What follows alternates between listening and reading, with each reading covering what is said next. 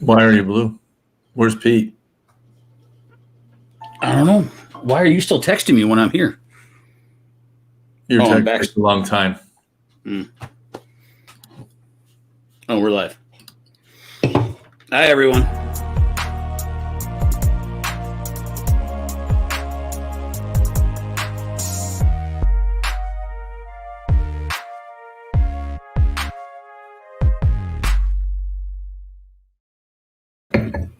And then Pete showed up. There's Pete. How orange I am. We got orange and blue. What color am I? Yeah, I don't know. Maybe I'm always blue. You're reddish. I don't know. Whatever. Can I just say, Pete, you are not on your normal setup. No, StreamYard's video is terrible because this looked awesome on my iPad. And then in StreamYard, my mic doesn't work. It goes to the iPad mic, and I can't make it the mic work. I'm using that mic. And this image is terrible. So yeah. Let me turn my blue light off and see if that helps anything. Hold, please. Thanks, everybody, for coming. And welcome to the show where we just talk about our colors and our setup of what don't work. I need to get some Pete style. Not this week, but some Pete style fancy lighting. I saw a bit of last week. He got an orange light or something. That was pretty cool. I'm still pretty orange, and I've got 5,000K lights on me, so I don't know. I can see them in your screens behind you. Yeah. Or that's a Tool album cover. That's my desktop. Welcome to RC/technical setup Babble. Oh, maybe I didn't have my lights close enough. Where Jeff discovers he doesn't have his lights close enough. Pete discovers his mic doesn't work. And you can't adjust anything. I hate this. And Pete hates it. Well, this has been a productive 2 minutes. Show's over, kids. Hey, we're back from a year-long vacation. Jeff grew his hair out, dyed it, and he's just not angry anymore. Last week he was mad at me because somehow I didn't email him, so I threw a hissy fit. No, I'm still mad at you. Oh, all right. Jeff's still mad at me. I've been mad at you for 20 years, dude. Pete turned into white orb, and we're here to talk about the RC cars. Right before the show, I was just waiting for see if you guys were going to show up, if I was just going to go on and say show's over. I was watching some videos, and I've been I don't know if anybody's familiar with Pete JQ Racing and his new goal to be YouTube. Most people are familiar with JQ. Huh? I think most people are familiar with JQ. Well, not everybody, but his goal is to be a YouTube sensation again, I guess. He should. He's good at it. Yes. YouTube sensation for what? Just the guy that talks on the screen and complains about everything. The typical YouTube stuff, instead of RC. Listen, I enjoy Joseph. I think he's got a lot to say. I don't agree with all of it, but I don't think you can find anyone on the planet that one would agree fully with always. But I think he's got a lot to say. I enjoy much of his work.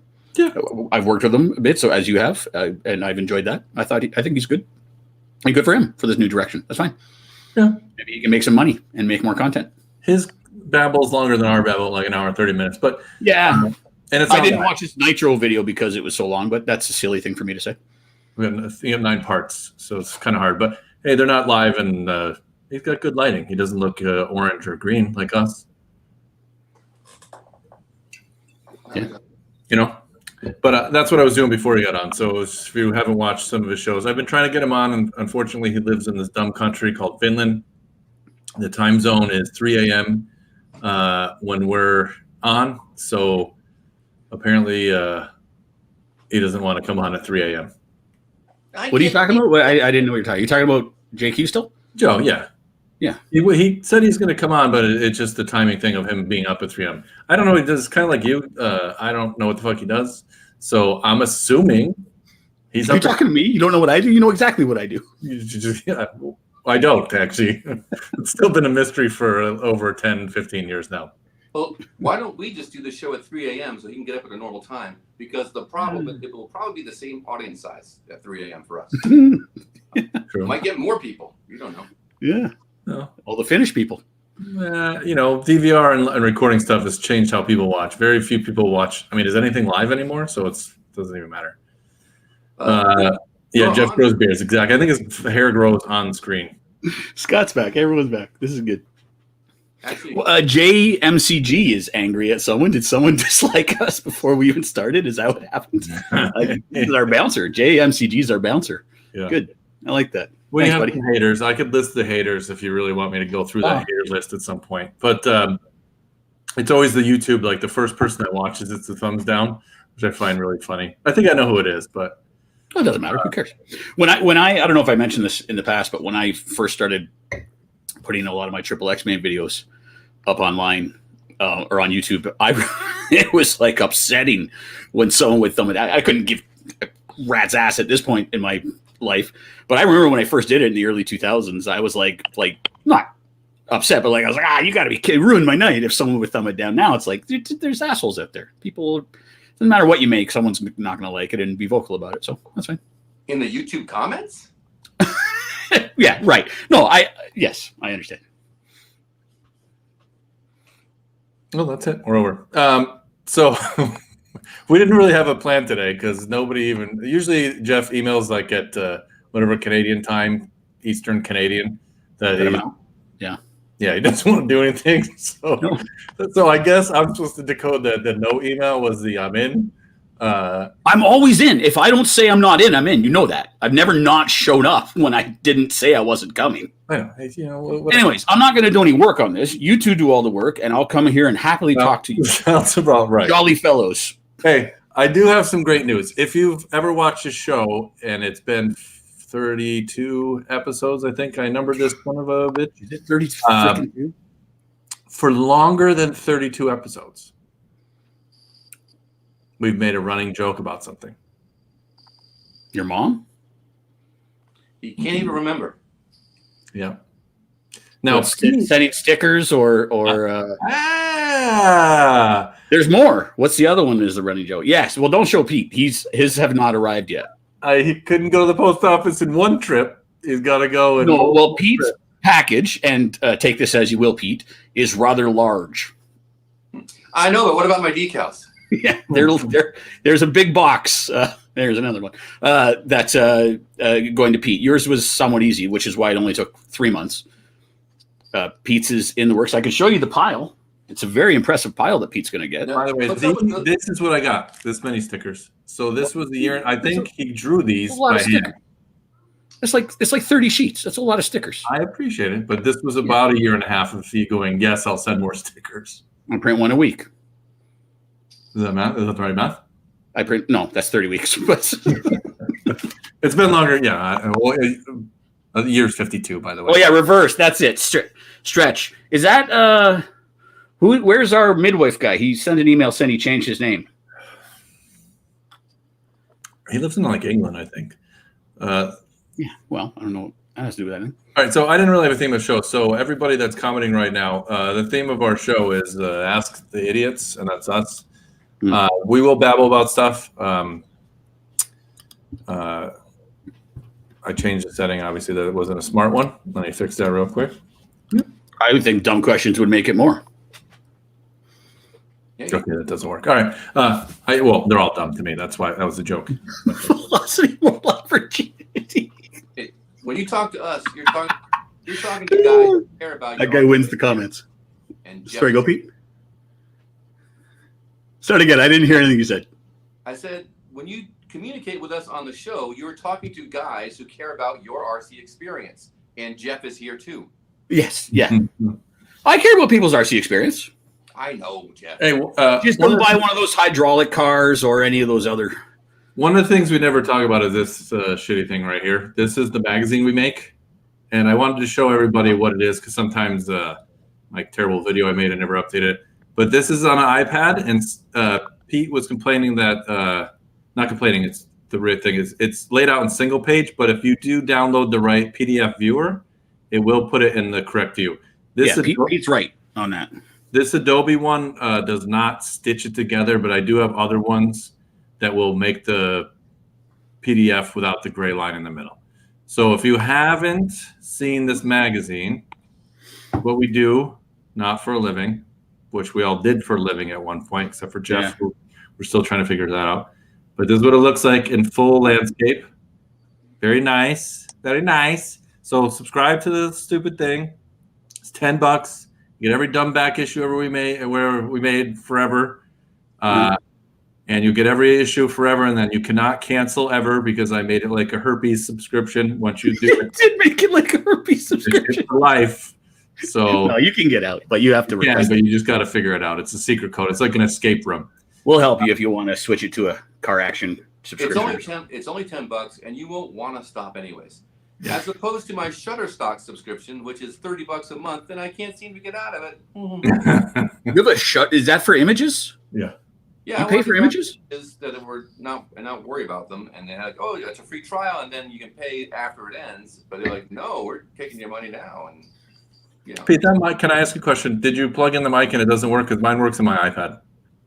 I plugged in the mic and I tested it with the iPad's built-in voice recorder app thing. I'm like, cool, it works. So I turned the volume up and down, and it would, when the volume's all the way down, I would have no mic input. So it was the mic working. But with StreamYard, and only with StreamYard, the mic does not work. Why does anyone watch this show? We haven't done anything RC in 11 minutes. Technical tips about things. Yeah, if you want to plug in your microphone and then tune into RC Babble. All right. Let's the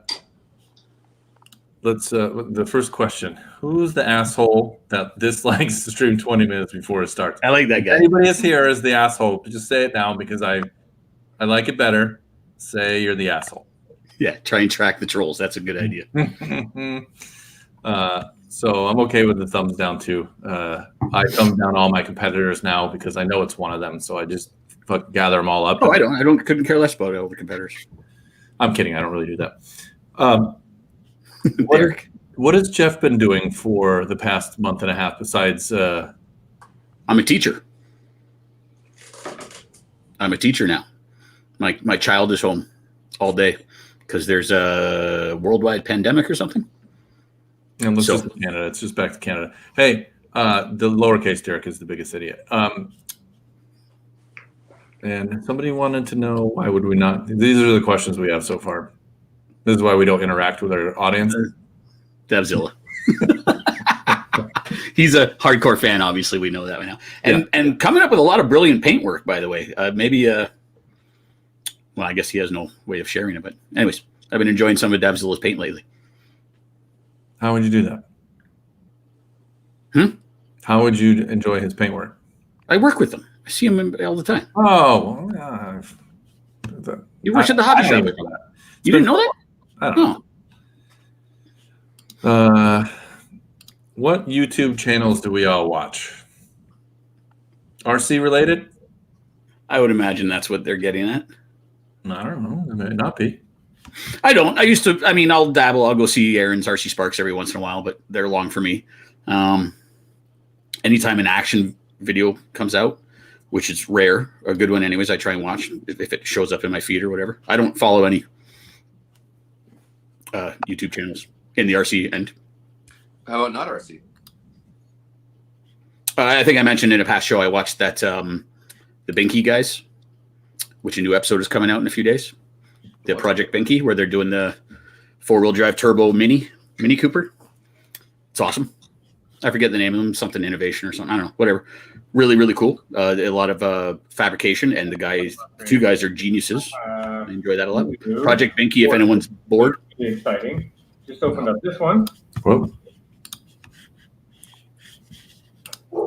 Sorry, I'm looking at see what it was on my YouTube feed, which is shared by everybody that logs in. I watch some of Joe's stuff, but again, it's too long. Thankfully, he has a good index, and I could just skip through the parts that I don't want to watch. RC Spark stuff, to be honest with you, has somewhat never interested me because it's. I like Aaron. I'm not interested either. I've watched a lot of the stuff, but for me, it sometimes seems it's just there to be there and not really. Well, whatever. I don't agree with that, but that's fine. Yeah, he's got. Look, all the content things eventually run out of content, and you're creating stuff. I got to put out a video today, so it doesn't matter. I can't imagine making a video every 2 or 3 days for years. I can't even imagine it. I'd be bored on week 2. Like I watched like full like street speed garbage where he just blew up the new Dodge that he bought, which is to me the end of a YouTube channel. Like sort of when people used to get mad at you for burning RC cars. This guy just got a new $90,000 Dodge and then kind of jumped it, broke it, and then lit it on fire. Which I feel like, yeah, but I never did that type stuff. Obviously, not for real cars, but and people used to get really mad at me when I would light a car on fire and do a 60-foot backflip. But I was making entertainment videos, and I was also very strategic in choosing which of my cars I was going to light on fire. They weren't expensive ones; they were beaters or whatever, and it was also a for-profit business. But I can appreciate what you're saying with this guy.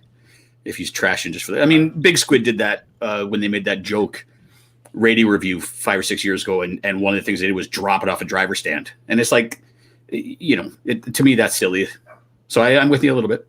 Well, I mean, they're a little different. So their YouTube content isn't relying on advertising, but eventually will come back to people not giving them stuff if they're just gonna. I don't know. It seemed kind of dumb. So I watched Street Speed, tall guy car reviews somewhat, but again, eventually it just becomes like making a video of me making a video, and it's really boring to me. So if we're at the stage of youth, I'm sorry, we're boring. And today we don't have a topic. And Peter is echoing like crazy.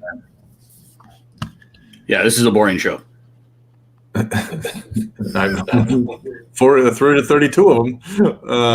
Yeah, well, so far this is. Oh, here I'm new here. Racer versus Basher Derby. What's a Basher Derby? It'll be just like roller derby. Oh, yeah, he's explaining, but with RCs. Yeah.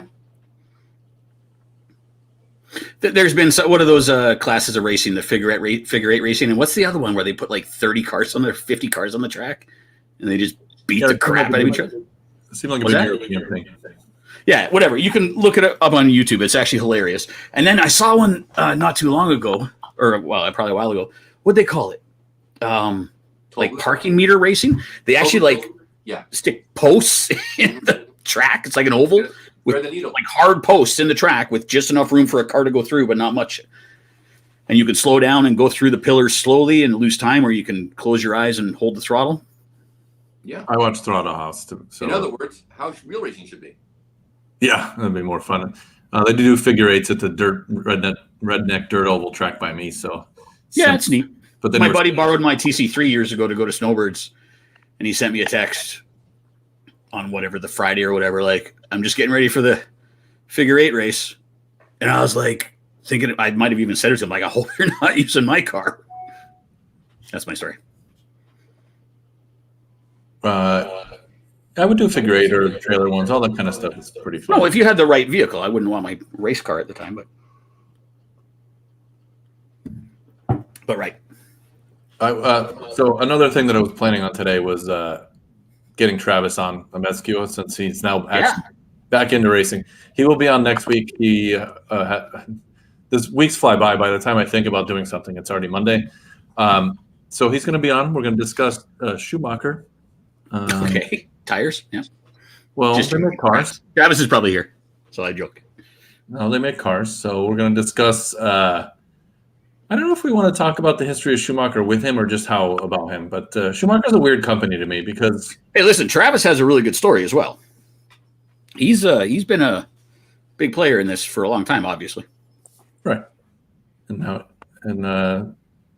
But Schumacher's a weird one because in the U.S., I would say there's no penetration. I don't know, which maybe they're trying to change. Maybe the rest of the world run Schumacher. You run that stupid carpet stuff. Are people running Schumachers? No, but we run the tires. It depends on the track, but the pin, whatever, I forget what they call it now because I haven't done it in a year. The yellow dot, like the yellow compound pin in the back and the stagger rib front at many carpet tracks is the tire. And I went through the stupidity of buying I love Proline, I love J Concepts. I bought every competitor's tire. I bought everything and tried it all. We always ended up back at Schumacher. So we can joke all the time about Schumacher, but they have for decades and probably will continue to have a dominant tire in one of the biggest classes right now, or one of the biggest surfaces right now. So we can joke, but I was more joking about their cars because other than some mild touring car wins with the Tossolini ran it and the Lemieux, Just worldwide, it just seems like Did Lemieux run Schumacher? that's where he started. Schumacher was like the junior leagues for pro touring car drivers. They'd get all these fast drivers, and then they wouldn't pay them, and so they'd go somewhere else. Toslini, I think, started at Schumacher too, or at least ran the car for a while. Ray Robb, my buddy, he's like a pro foam guy on carpet off road. He does very well with them. Wait, he run so you can run foam and car? I'm gonna Well, get at the small club race that we did, he goes a lot more in bigger races than I do, but I don't know what the other tracks are feeling like. But yeah, at our track at the time, they didn't care. You can run whatever. Yes, Ron, the Schumacher cat was revolutionary at the time, of course. Yeah. See, for me, I don't laugh at Schumacher from the 80s. It's just more, a lot of us joke about it in the current era because we're around the dominant U.S. brands, or not just U.S. brands, also the European brands, Japanese brands. So Schumacher doesn't have the same weight, but Schumacher has been a big name for a while, of course, obviously. Well, I don't know if the cat was revolutionary. Maybe in the time of. Well, explain that to Masami in what, 87 or whatever. Like, I get that racing was different back then, but Masami showed up at the track with a two-wheel drive car and had the option to run someone's four-wheel drive and won the worlds with it. That could never happen in this day and age at the level of competition now. And I wasn't there to see how it was, but that's a huge feat. So the cat was a big deal, I think. Well, again, back in the infancy of the sport, it wasn't super hard to show up with something that works. No, and I sort of said that. Drive. Right. And probably Masami's skill set, he could have probably ran a turbo hopper with a faster motor and done well. It's not four-wheel drive. Well, you glue two turbo hoppers together, and then he could have won with that. But no, anyways, I think that we're agreeing on this. 19. But we disagree on the cat. The cat was a big deal, I think. 19. But I would agree with you that it was probably easier to win the worlds then than it is now. Yeah, well, Schumacher's always been pretty innovative. Whether or not the innovation has made a difference is one thing, but anytime you look at these cars and like the cat, for example, a lot of people didn't notice it, but the belts did not go straight down the chassis. They actually were crooked, so that the differentials would actually be centered on the chassis, albeit off a few degrees. Not saying that made it better or worse, but it was a unique thing that no one else was doing. I think Schumacher was the first to put blades on the cross pins where the dog bone end entered the output. Yeah, good. They didn't make a big deal about it, but they had it, and later on, that showed up on hoodies and stuff, or X-rays rather. My guess on the diffs though would be that it didn't work because no one else did it. No, exactly. What are you talking about? The blades? No, on the diffs being the right. 2 degrees like tilted for. I didn't even know they did that. I had no idea. All I'm saying is Schumacher would try things, that were unorthodox. Hey, turn your audio up, Pete.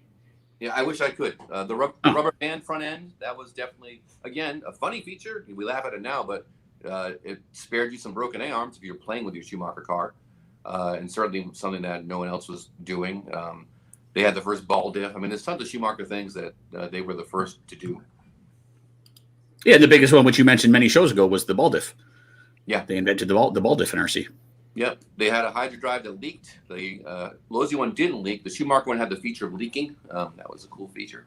Well, you lose mass as the race goes on. Yeah, your car gets lighter. Unsprung weight and rotating mass, and then you can accelerate quicker as your 1200 SCRs are dumping. Quite brilliant to have that leak planned in.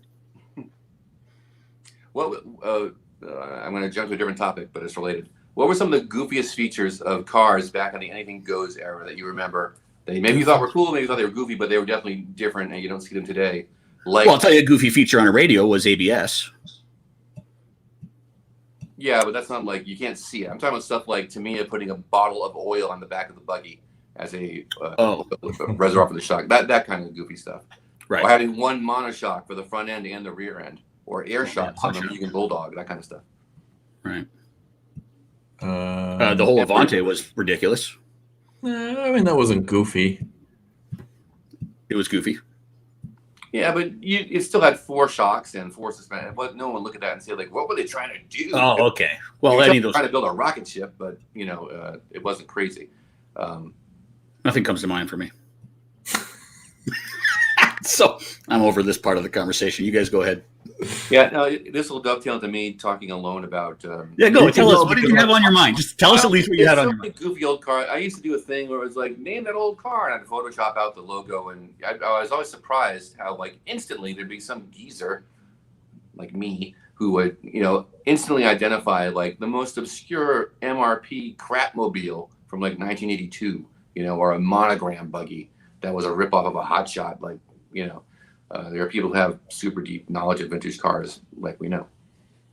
But remember, there's a Tomy buggy that looked really cool, and people were like, "What's Tomy? That's a cool buggy." What? That was the thing. I don't remember that. They also had a robot. I remember. When I see them now, I recognize them, but I don't remember them in the 80s when we were running like Optima mids and YZ10s and lasers and whatnot. I don't remember them being in the hobby shops or being around at the track, but I do. When I see them now, I recognize them.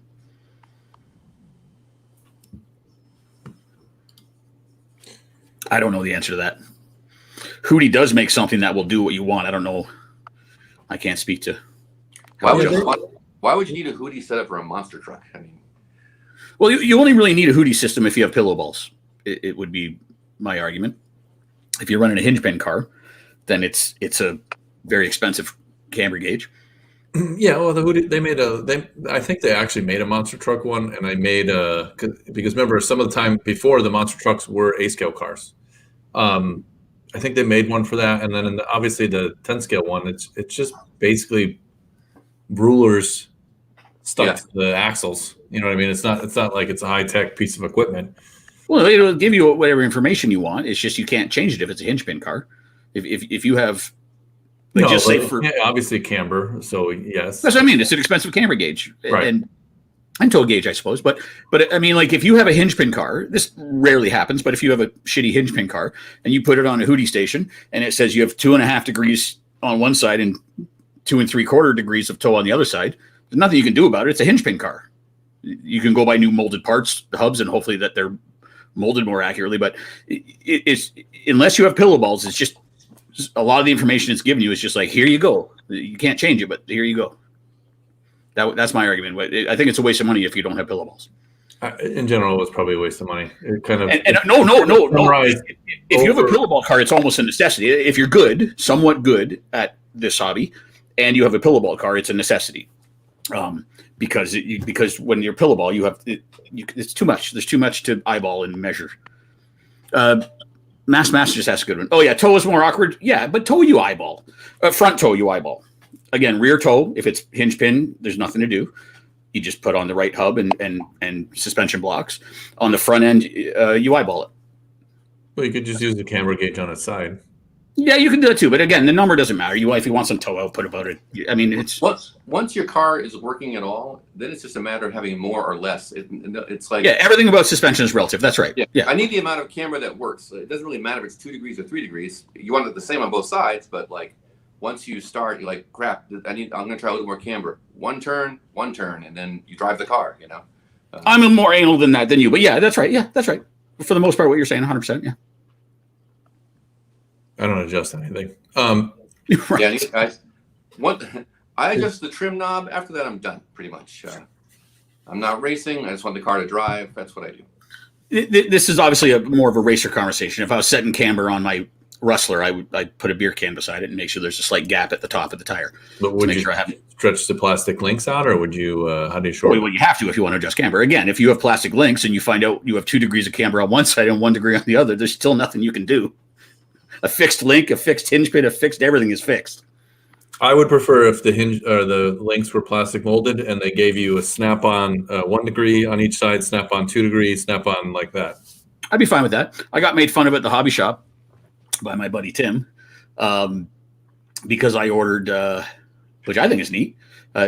Pete will get really excited. Traxxas had released a plastic molded motor thing.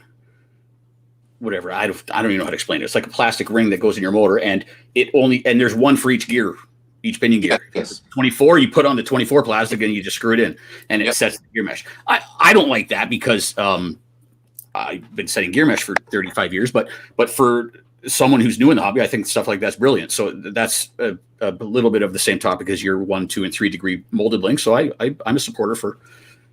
The other upside of that snap-in thing is it doesn't allow the motor to move. So when you land on the rear end, yeah, that's right. It's not.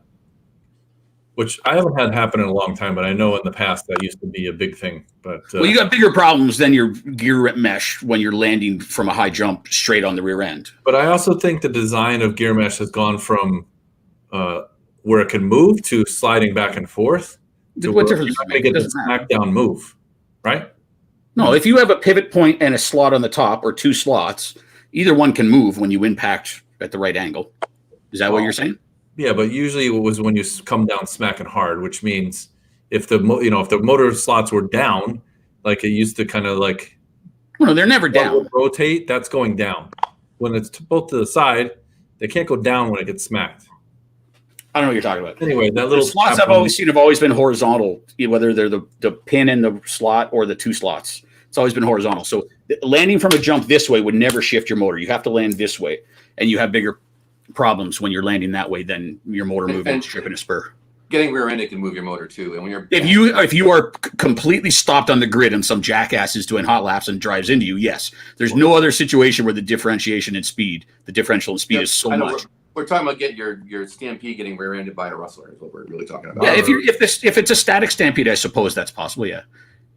Anyway, it's a neat plastic bit, and I agree with your fixed links as well. I think that'd be neat as well.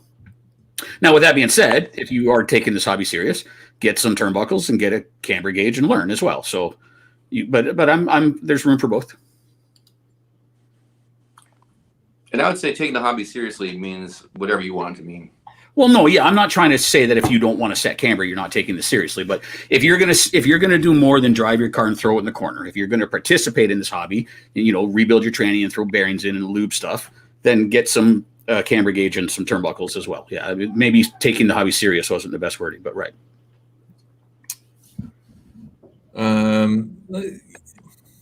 Gimmicky tools, I guess. Oh yeah, Ron, remember that the Bigwig as well. They had. There was a slot. It was a screw hole and a slot, and then you slid in one of 4 or 5 little metal shims, 1 or 2 in front of the screw, or 3 or 4, and it would move the motor and set the mesh. I totally forgot about that. I don't remember that. Yeah, it was on all the Bigwig Hotshot and. I mean the plastic insert, that thing, the in between. Well, no, it was actually a metal. It was individual metal. It had a squared off hole where the screw would be in the middle of the squared off hole, and then the flat metal shims would slide in all around the screw to move the screw where you wanted it. Sort of basically what we're talking about with the Traxxas. Now, back in that day with those particular transmissions, and Ron can speak to this as well, you couldn't see the spur and the pinion often when you put it in, or if you could, it was very difficult to see. So you were blinded because you were inside of a molded cake. We had a lot of problems with you never being able to see, like either the pin, if you have an enclosed gear case with the spur inside the gear case, that gear mesh was a nightmare. Well, which is exactly why they would have done that pin system to the shim system. Yeah. Yeah. Well, they used to have the 2 holes, 18, 19 tooth, or 15. You know what I mean? Who's he talking to? Obviously me. I don't know who's tense. There's an awkward delay in the broadcast sometimes, so maybe we're tense, but not tense. Yeah, who's he think is tense? He must be new to the show if he thinks we're tense. The Bigwig had terrible steering. Yeah, I'm a Bigwig fan. I'm not going to pick on Tamiya, but 90% of their steering is a terrible steering system. No, but the Bigwig was a different vehicle. It was designed. It wasn't the reason they had that weirdness is, if I remember correctly, they wanted to copy something that was in real full size vehicles, so they did a rack and pinion setup. I have many Bigwigs. It was my second car. I'm in love with it. It's a terrible car. The suspension's terrible. The steering's terrible. The speed control and the mount for it was terrible. Everything was terrible. But I love it. How much we love Tamiya. Some of the stuff I'm always like, why the hell would they do this? Try almost everything on the Bigwig. You'll say that. Go back to 1988, get yourself a clodbuster, set it up with a 4-wheel steering, and it's all operated by one 30-ounce servo from. Yeah, with 2 terrible servo savers. Yeah, that's right. Yeah, that's true. My favorite is the adjustable servo saver, but you can't reach to adjust it ever. Like, you just turn the knurled wheel after you take off the top deck and 8 other parts. And unseize the knurled wheel.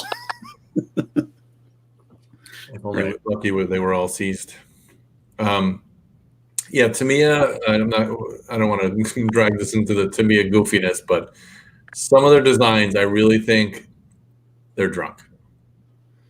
But to me, it does it for a different reason. They're not trying, like the Big Wig, for example. I don't want to kick a dead horse, but they weren't trying to make a race four-wheel drive car. They wanted something with a wide chassis that could fit a flat 8.4 volt battery. It was an anniversary car. They wanted it to look wacky. Like a lot of the stuff to me, it does. They're not like, we're going to redesign the way that these race cars are and do this weird thing. I think they do weird things for the sake of weird things. And it's fun if you like weird things. Yeah. And to me, I think is very much all about the Japanese market. And if America likes it, okay. They don't That's really right. worry about that. But they're all about what Japan likes. And a very different market in Japan. Great. Yeah. And that's part of what makes to me so interesting and fun. Yeah. And listen, they're still here. Yeah. So I'm not knocking their drunk designs, but it's like watching drunk history. It's still history, but you're watching it drunk. yeah, and that's a great show, by the way. I need to watch more of that. So one of is it the Collie head that had the servo hanging off and the angle of the servo tie rod like 90 degrees where it didn't even attach at the right angle. The On Collie that head one? and the WR chassis all do that. And I think to me, they designed the chassis like, this is brilliant. We're going to have a clamshell. The chassis will be the transmission. The transmission will be the chassis. And it's very intelligent and smart and saves on parts, but there's no place for a servo.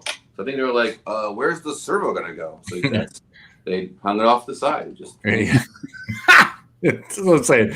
That's sort of like me going, oh shit. But there's no repercussions to that. In a race car, you wouldn't want that. But again, on that chassis, there's zero repercussions. It's fine. I'm saying that they're drunk while they're doing it. It's fine. Or high, or whatever they do in Japan. I eat too much MSG. Think about it from Tamiya's perspective. Here's the chassis, right? The chassis is two parts.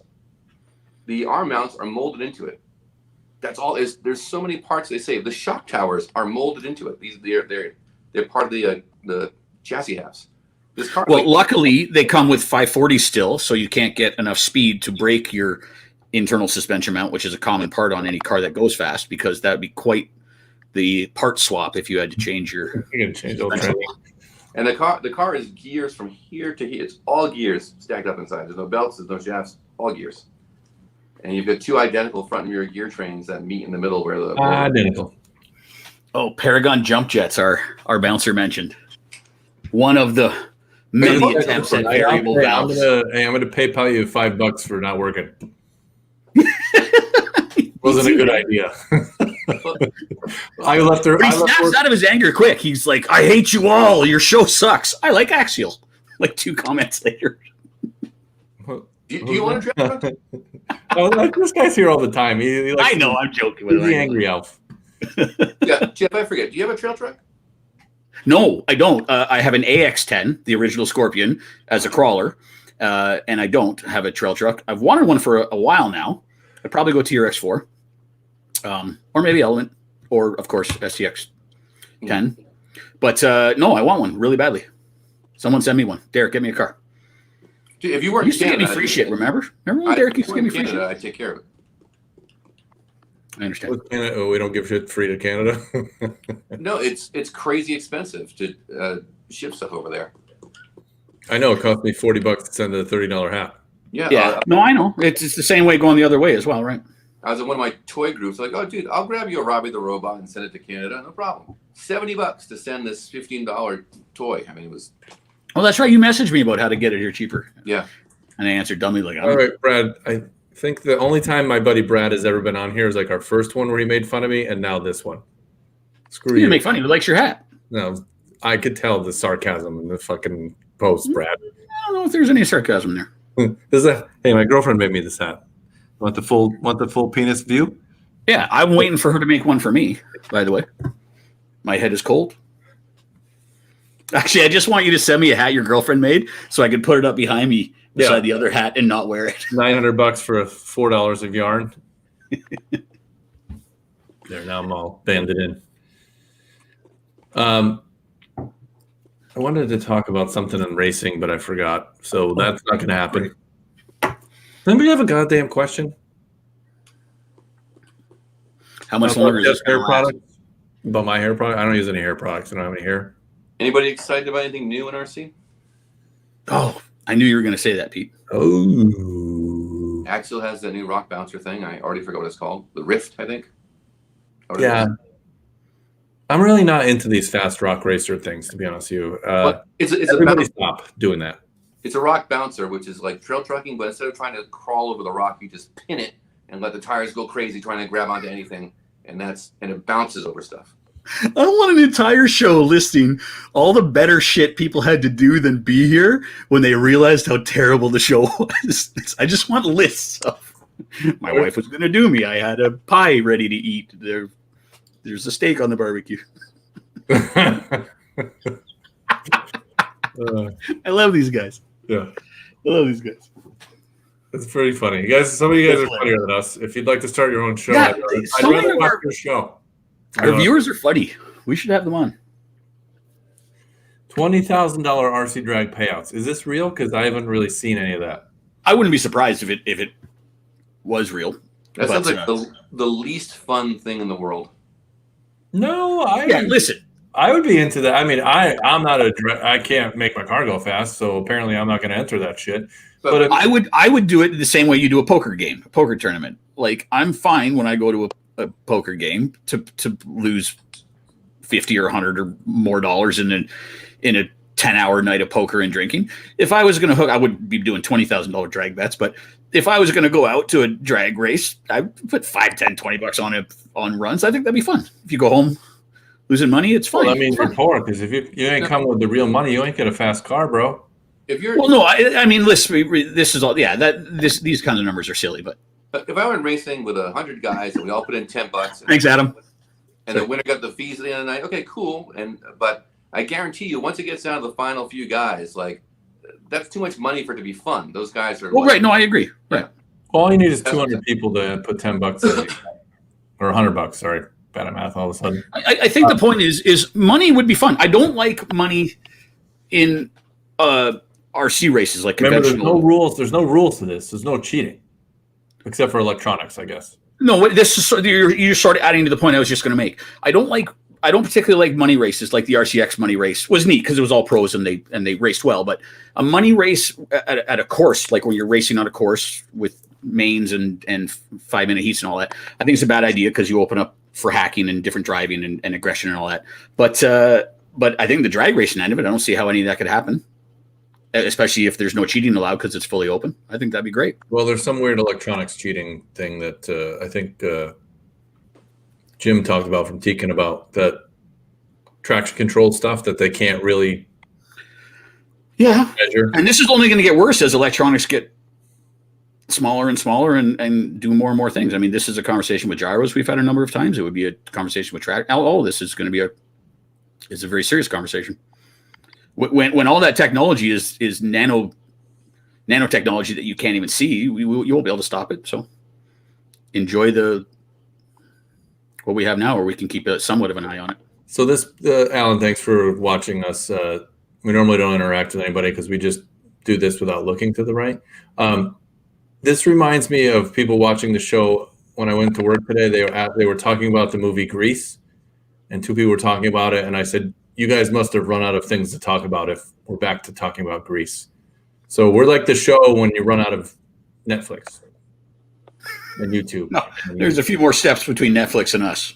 Yeah, we're right. We're close. You've got to be in a bad spot in your life to tune into this show. I'm just glad we busted through the But thank you, Alan, for coming. That's nice. What's that, Pete? I said, I'm just glad we busted through the algorithm getting suggested by Facebook. Yeah, we might have paid for that. I didn't pay for it. They're just a friend of somebody. Hey, I did put in the links to the show. If anybody's new here, there is a free download. If you look at the show description in Facebook or YouTube, you click that, you get a free issue. I forget what it is, to be honest with you. We used it for prizes, but I put that back up there. There's also a link up there.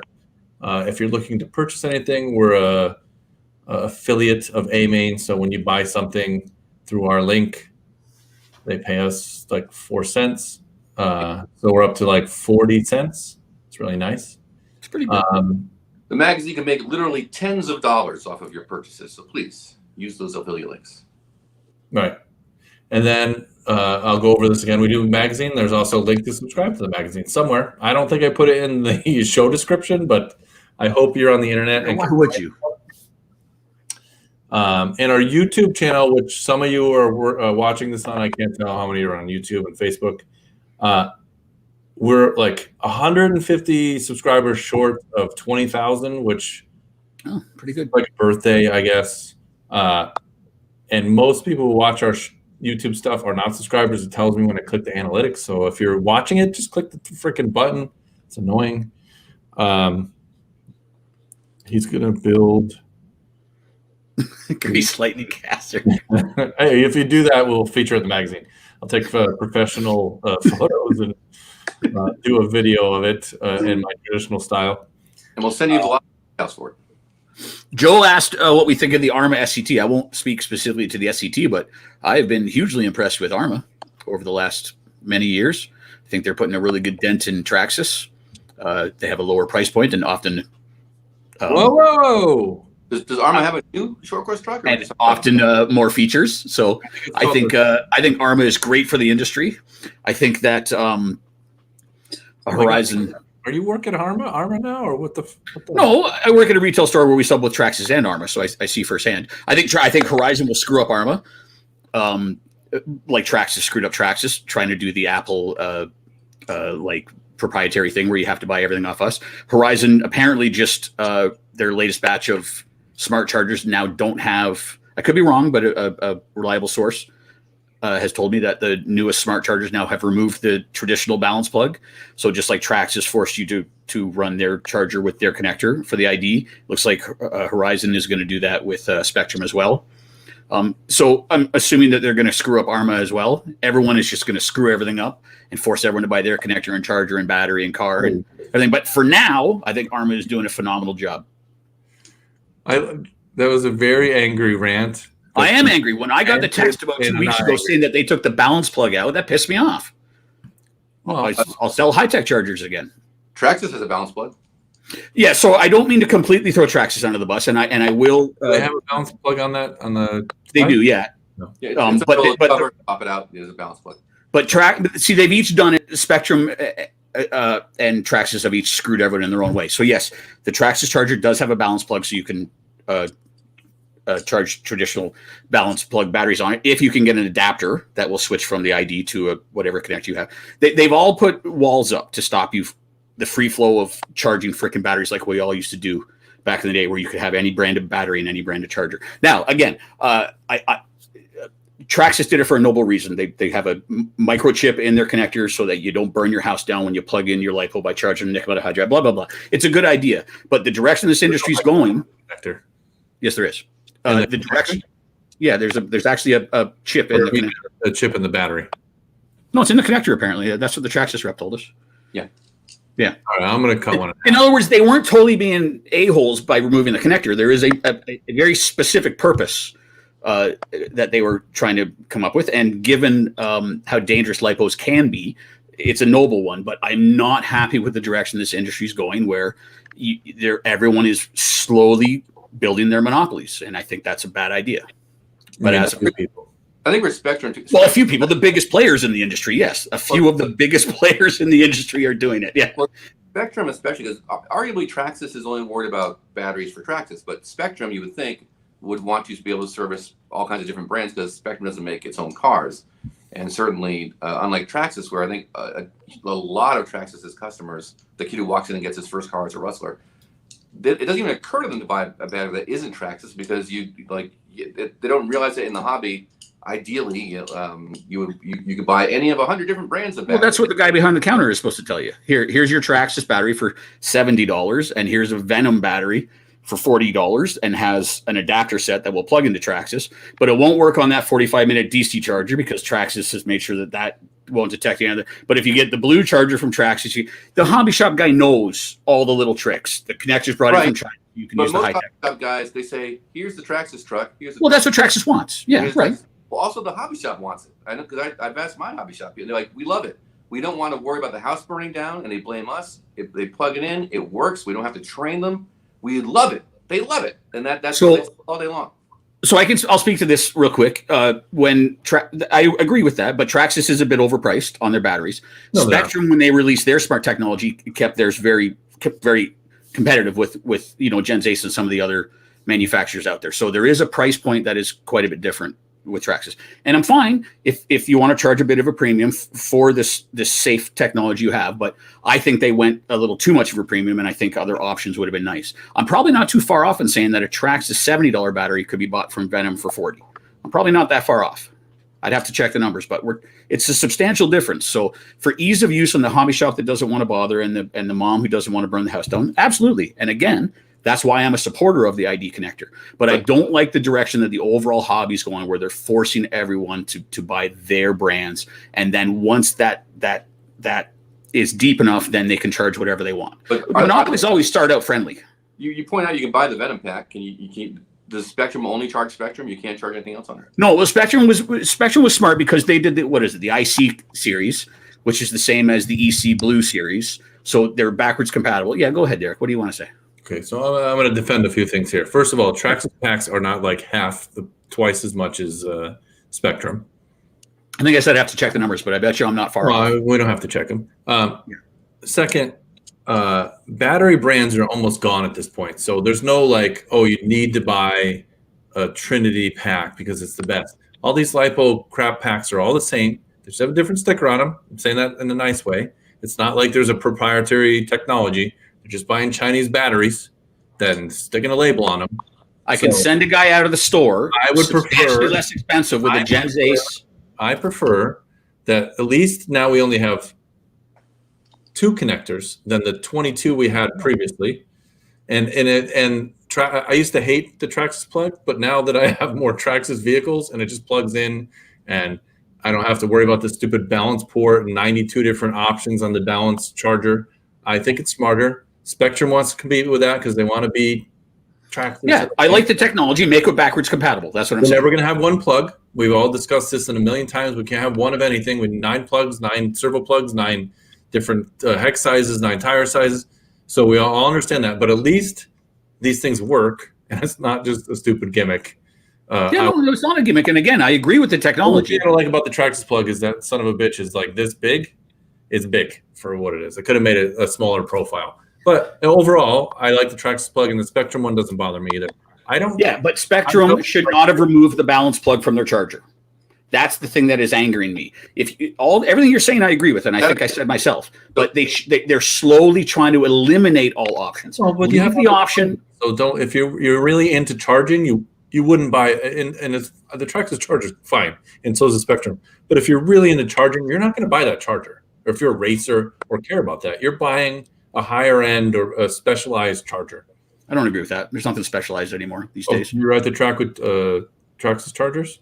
No, I have an awesome high-tech 4-channel that charges just as well as those IMDP or whatever, all these other fancy chargers. It's all the same crap these days. I wouldn't go there with a blue Traxxas charger where you have very limited adjustability. But no, there's a number of chargers that would work very well. Anyway, I'm still stand by my point. Them Spectrum removing. This whole diatribe started from. I'm trying to get more comments here. This diatribe started by me saying I like Arma, but I have a feeling they're going to screw it up. And Spectrum was the example. Them removing. RC Master, can you get your dumb picture glue and whatever?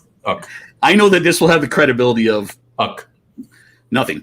But yes, Master, send me an email with your address. I know I sent another package out. But glue's easy. I pop it in an envelope. I don't have to print it. I don't have to package it. It's done. So yeah, I have your email already, but send me a reminder with your address and I'll pop some glue in the mail for you.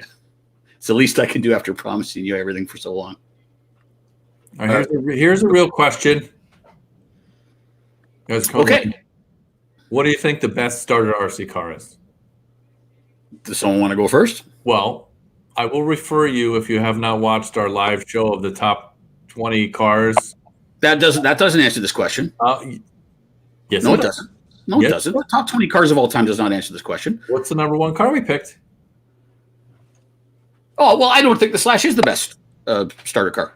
No, I think something like a Rustler or Stampede, most people would have a lot more fun with. Yeah, but Arma's Mega Series, the 4-wheel drive, they have a buggy, a truck, and a short course. Hey, if you're getting paid by Arma today, I am not. Everyone should know that I don't get paid by anyone in this industry anymore. I would get to say whatever I want if you're looking at haven't noticed.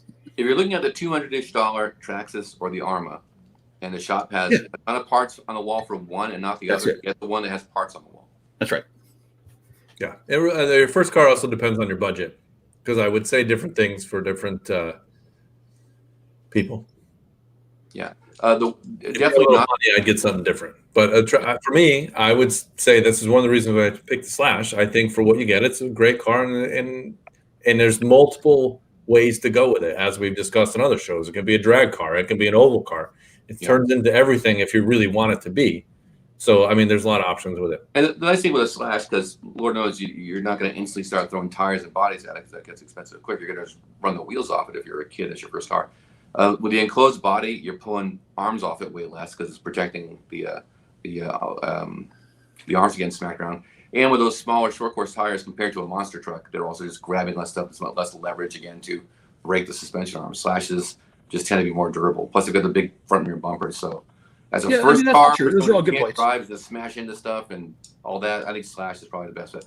Or a short course truck. If it's an Arma shop, not a Traxxas shop, get a short course truck with a big bumpers. Well, see, just now I know you made that comment passively, but just that fact that you said if it's a Traxxas shop or an Arma shop is another problem with the direction this industry is going in. Traxxas is trying to start, or is starting, Traxxas only stores. If you get a Traxxas only store, you can't sell anything else. That's another one that's ridiculous to me. If your hobby shop is an Arma store or a Traxxas store, how about a real hobby shop that carries both, and you get to choose what's best for you? The industry is going, listen, we've been doing this a while. The industry is making some decisions that are a little questionable right now. Well, it may seem like I'm angry, but I am a little bit. I've been here, been at hobby shops for 30-something years. If you got to let Pete talk after you say something. That's true. It'll be a big loser for Traxxas if dealers don't want to do it. And if they do want to do it, then perhaps they win. I mean, there's no way Traxxas would say, look, we have a new rule, you can only sell Traxxas. They're going to, I'm certain. No, but if you get a Traxxas store, one that they're marketing as. I'm like, look, if you only sell Traxxas, we can do this. I'm sure that has to be how it's working. They're not just going to right. say, oh, you carry Arma, we're not going to sell you any more stuff. It doesn't work that way. But that's going to be controlled by the dealers. I don't think there's nothing wrong with Traxxas or Arma if they want to do that. You to sell only our brand. I think that's fine. Well, but as a customer, I would never support a store like that. I want a conventional hobby shop. This would be an argument. Well, whatever. I won't get into that story.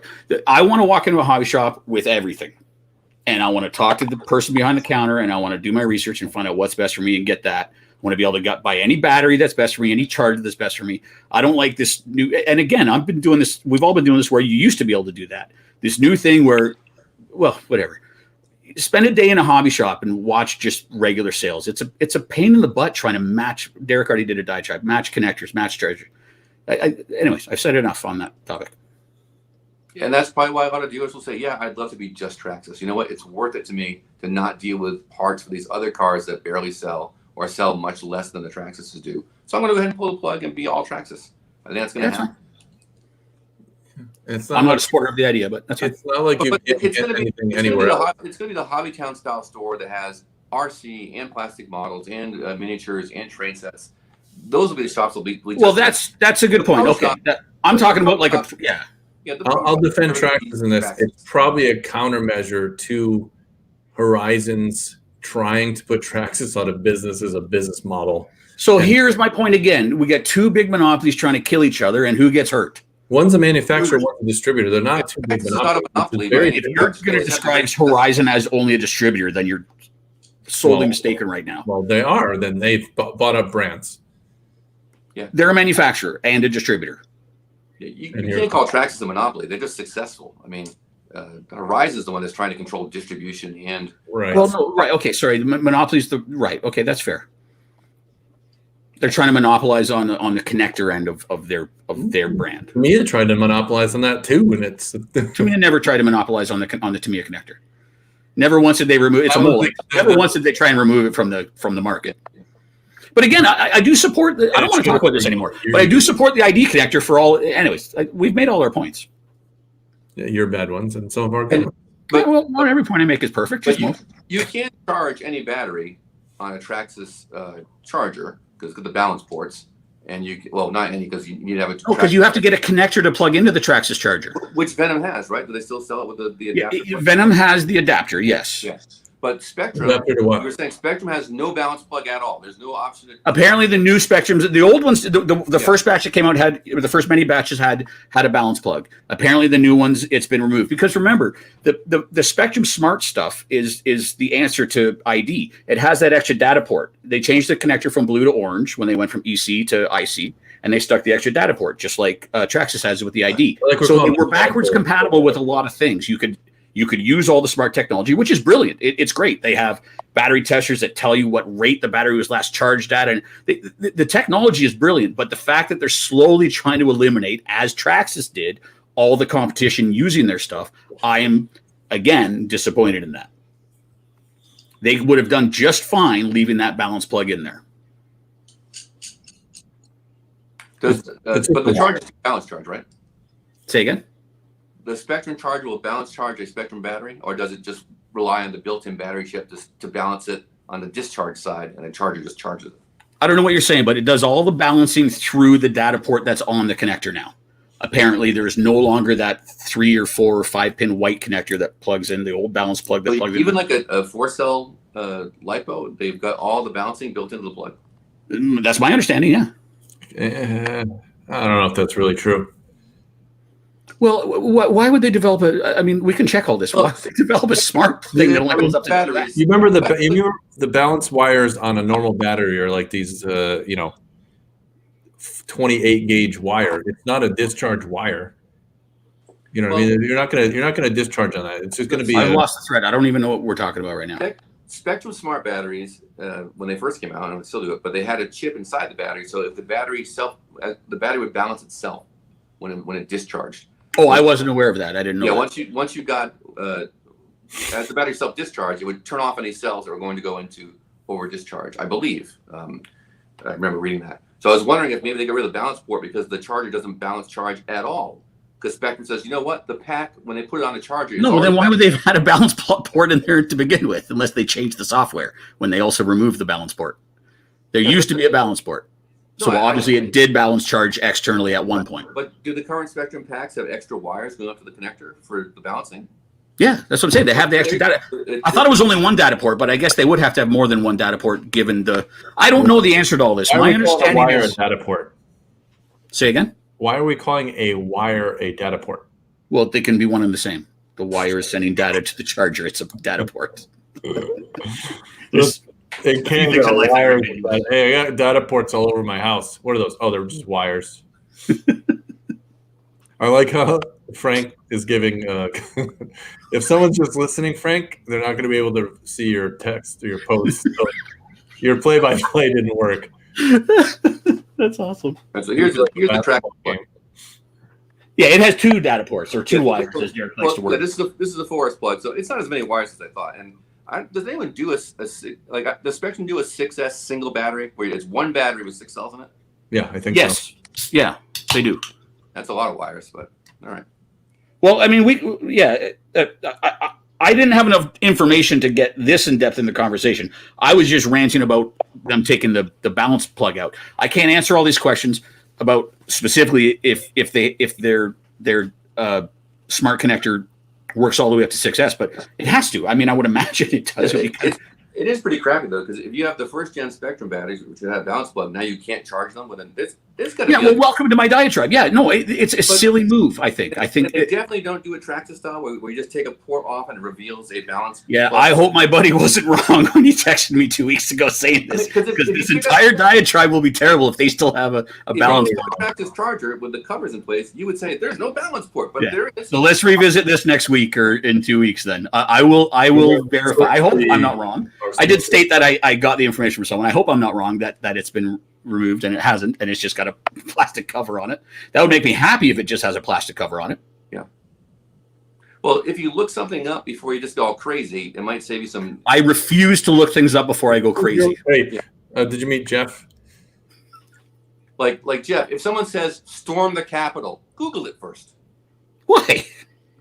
Is that a bad thing?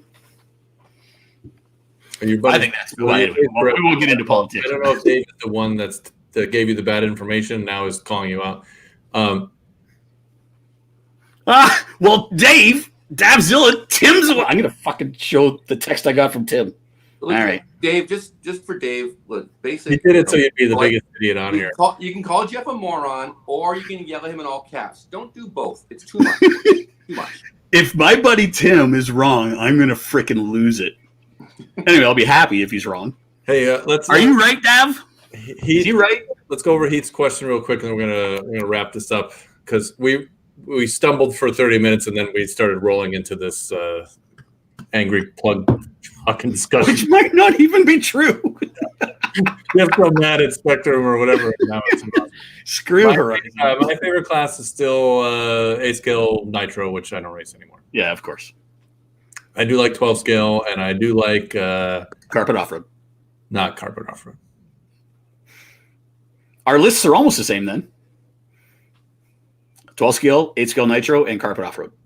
2-wheel drive. In Mini Z. Pete's favorite class is Traxxas.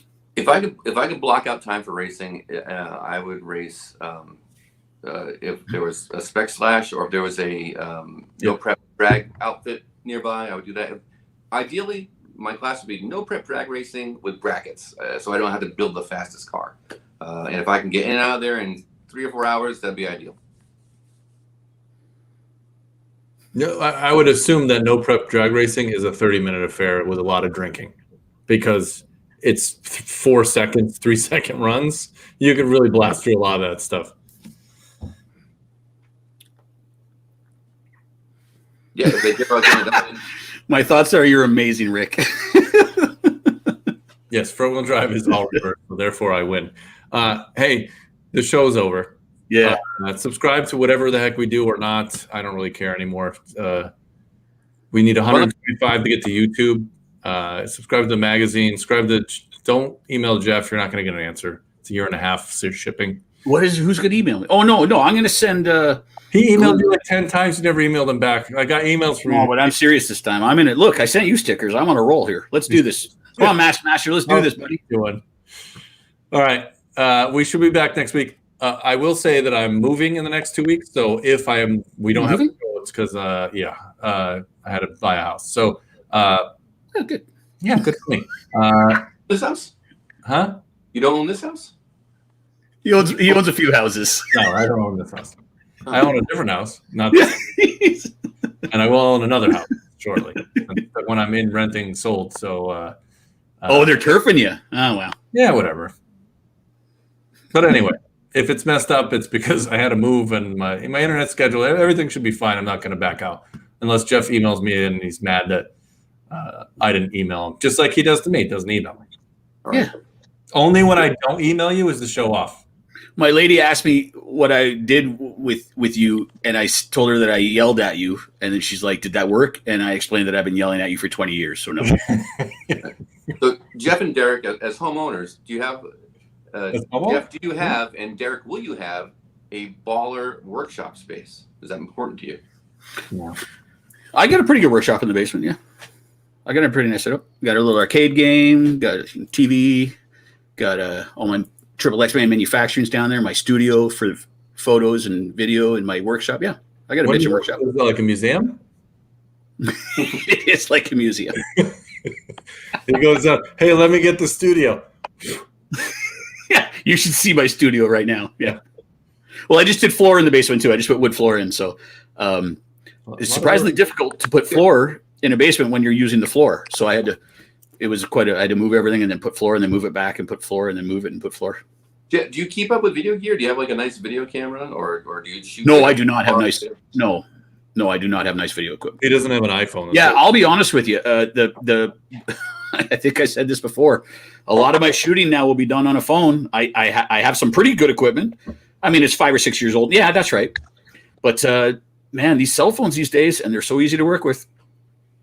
Hey, I don't know if anybody watched my latest video on the Haas, which was 2 years old, but this was strapped to the back of the car on the bumper, and Joe decided to launch this sucker over a jump and almost break this sucker, but it survived.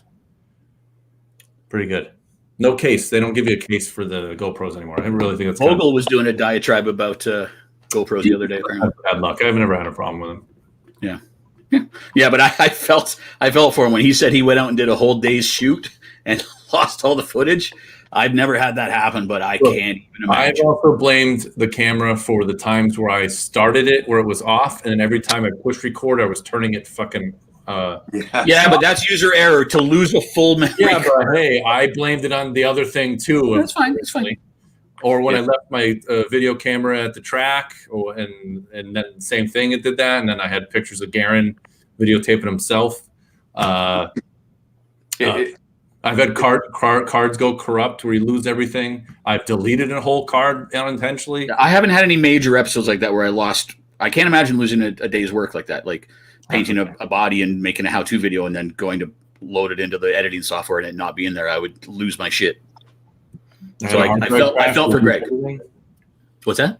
I said I had a hard drive crash where you lose the entire everything. Where you had. Well, that's not excusable anymore because there's cloud backup. But yeah, right. No, I get it. Right. I'm sure you have cloud backup. I do have cloud backup. That's right. Shit balls. Listen, in this day and age, man, I think we've all lived our lives with anxiety on losing our computers, but there's too much on our computers now. You have to have cloud backup. So for everybody that skipped work today and didn't bang their girlfriends, thank you. We appreciate it. You still have time. The day's not over. See you next week.